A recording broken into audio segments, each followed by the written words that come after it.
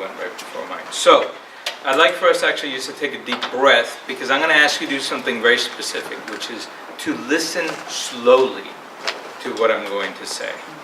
And we'll stumble over my words, but hopefully in the stumbling you might actually come to hear something that's way more important than what I intend to actually present to you. So the other thing is, this text is for Andre, and so I think it'll, well, yeah, but not in the best of ways. But I think it'll become clear as time goes on. So, okay, so I'm going to begin actually with a quote from Albert Camus, from a very little known book called The Living Desert. It was, of all things, a Walt Disney book, right? But he was asked to provide a written piece. It's very difficult to find.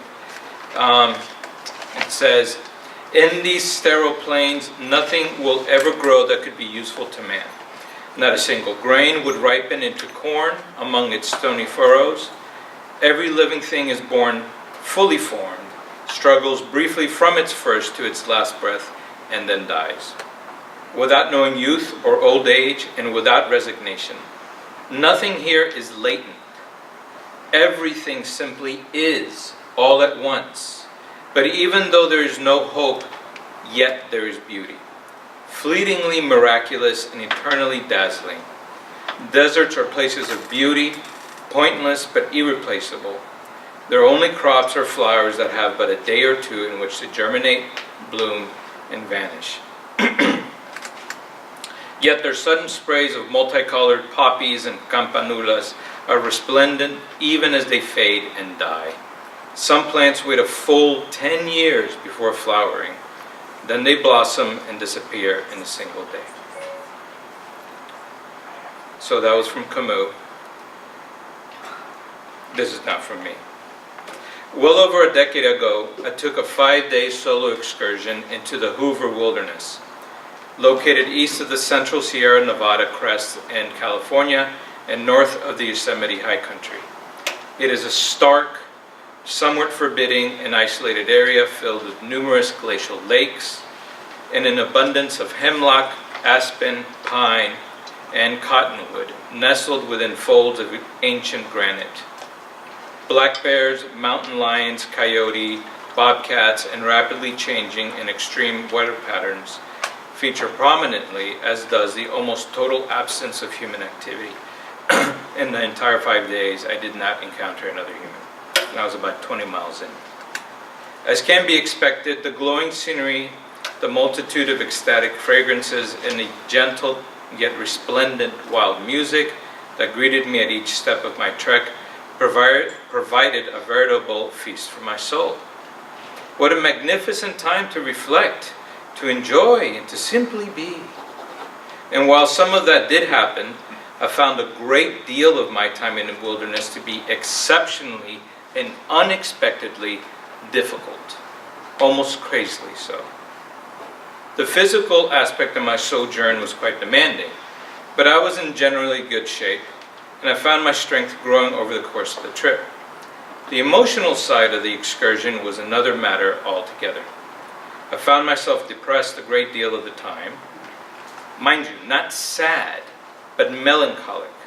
The distinction between the two, as Freud noted in Mourning and Melancholia, making all the difference.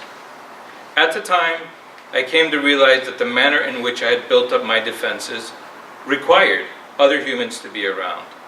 For me to hide behind the myriad number of masks that I had engineered over the years, I needed others to play their assigned roles as well. Their Montague to my Capulet, as it were. In other words, I came to understand that there is a relational component to ego defenses. Sorry, I'm segueing this, so that kind of jargon comes out every once in a while. So without others there, I felt largely defenseless. And so all I could do was fall back on a familiar and basic posture towards the world. Namely, melancholia. Not grief, not mourning, not sadness, but the stuck, half-life, twilight, and thoroughly narcissistic world of depression. Importantly, the depression lifted the moment I got back to my car, which was parked at the entrance to the wilderness. I felt guilty and confused. This was not the way it was supposed to be. Shouldn't it have been the other way around? Much has happened and changed since that time. Now I have come to carefully cherish the feeling of being alive that is afforded to me by a less armored orientation to my life and the world. Similar wilderness excursions in recent years have brought a rich mixture of emotions and considerations. Often present members of that coterie of feelings, however, are sadness and grief. For what, though, and why? As I think back to my time in the Hoover Wilderness, I have come to realize that much of what I was defending myself against was death. The ever-present prospect and actualization of the eclipse of life that wild nature most inevitably marks. As I have noted elsewhere, I have often questioned why it is that wilderness feels so vital, so alive. I believe it is due to one simple fact. In nature, death is always present, always happening, or about to happen. Death makes life live. And so perhaps our contemporary sensibilities, anesthetized as they are by the fantastical sense of power and infinitude that is resultant of our continual and intense interaction with the many technologies we surround ourselves with, cannot bear the specter of finitude and demise that is so paradoxically alive in nature. And so while it pains us on one level to lose a primeval forest to the bulldozer, we unconsciously delight in the excitement of seeing it die. Because the ever-present prospect of death dies with it as well. As I arrived at my car, with its assurance of escape from a realm of existence made too garishly alive by the imminent and actual loss of life I'd been privy to, I rejoiced inside. Take me to my many screens, to my straight lines, to my world, where I fancy myself having dominion over how things happen, how and when they start, and when they end, if they ever do. Take me to cultures that are replete with the absence of death.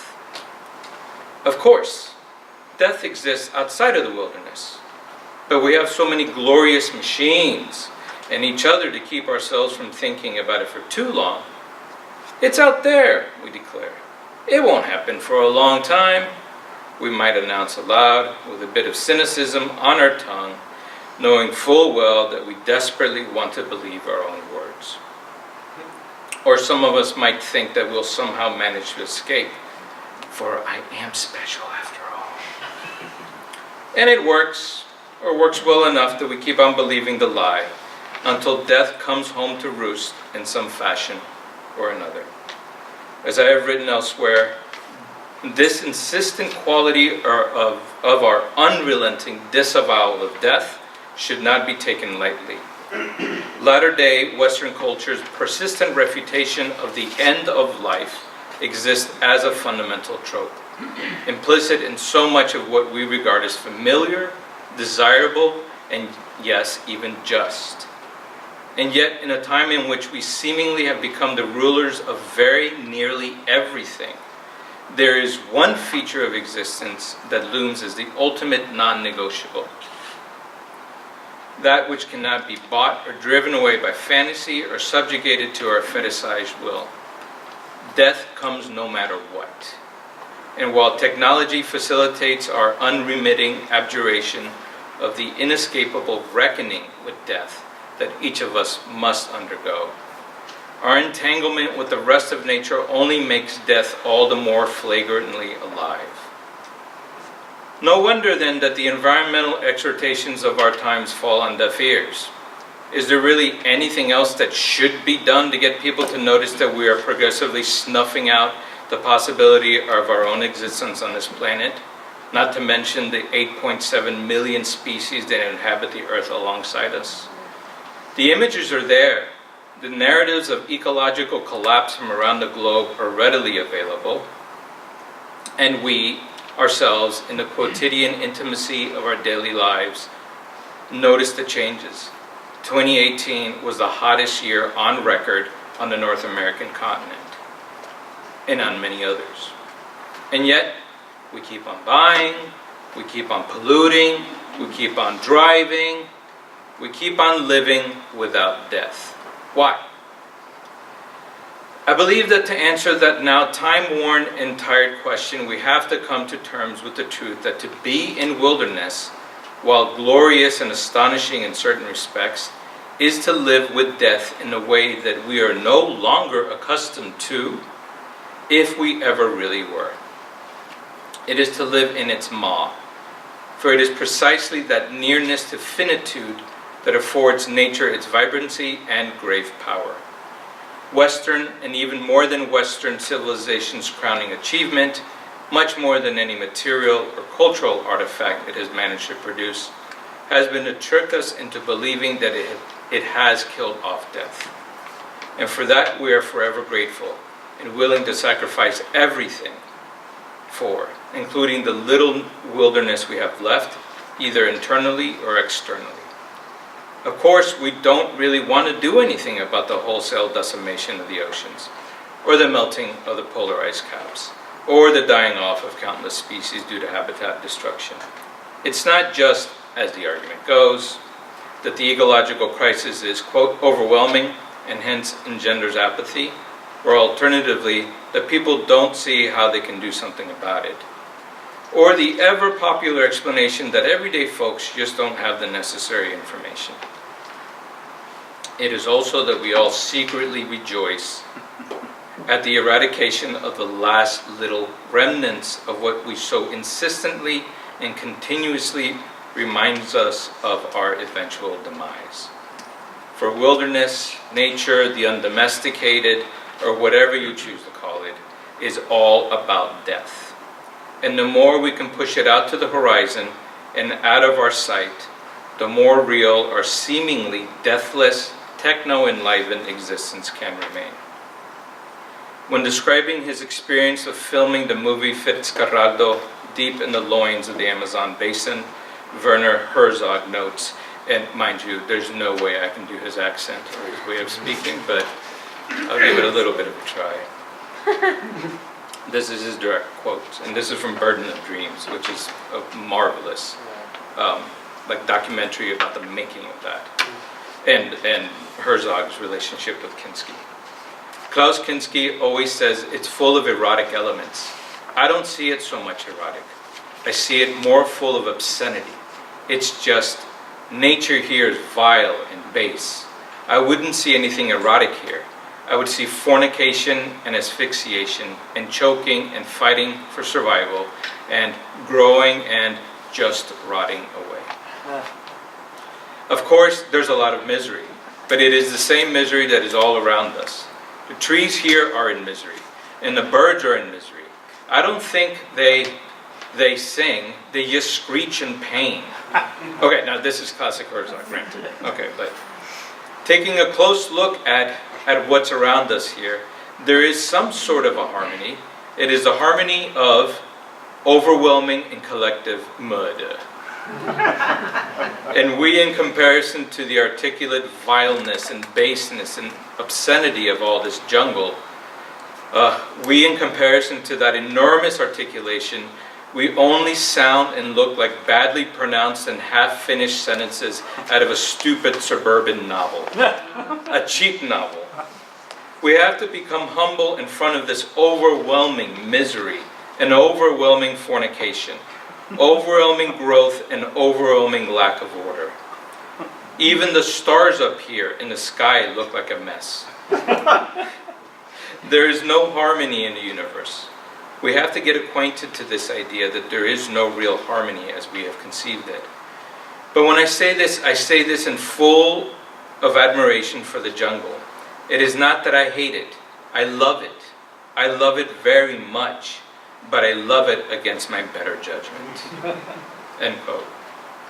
I would hasten to add that it is precisely because he is able to acknowledge the ferocity and, quote, the obscenity of the wild that he's able to more fully engage with it.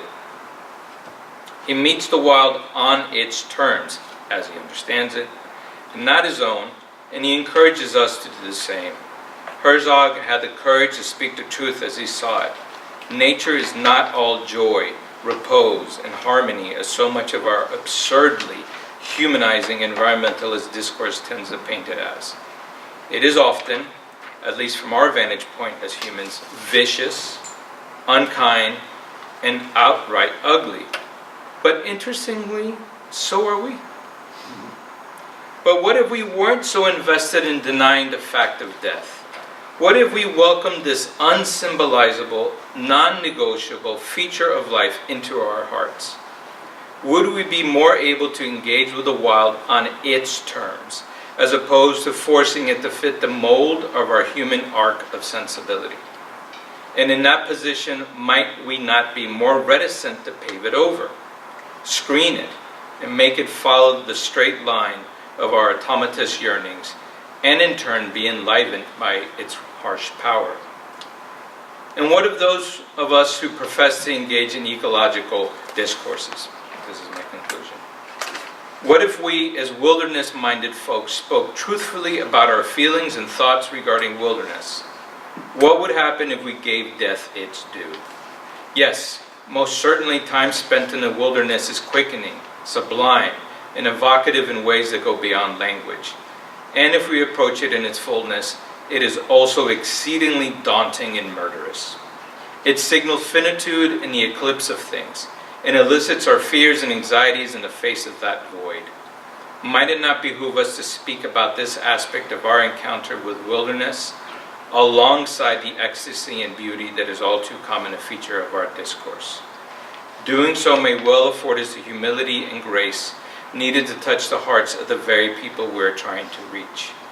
And we do it by speaking directly and honestly to the negated, secret, and unconscious wishes and considerations we all hold in common, yet singular ways. I would offer that the broadening of ecological discourse to include these less than savory aspects of wilderness and our unspoken and often unconscious reactions to them might allow us to finally reach and bring into engagement that silent majority that has been seemingly immune to the appeals of ecologists, environmentalists, and like-minded folks for generations. What I am saying is that we can choose to speak truthfully about our own fears and wishes and deadly desires vis-a-vis nature, understood in its full and dark complexity. For it is in that kind of truth-speaking that we may finally be heard. Thank you.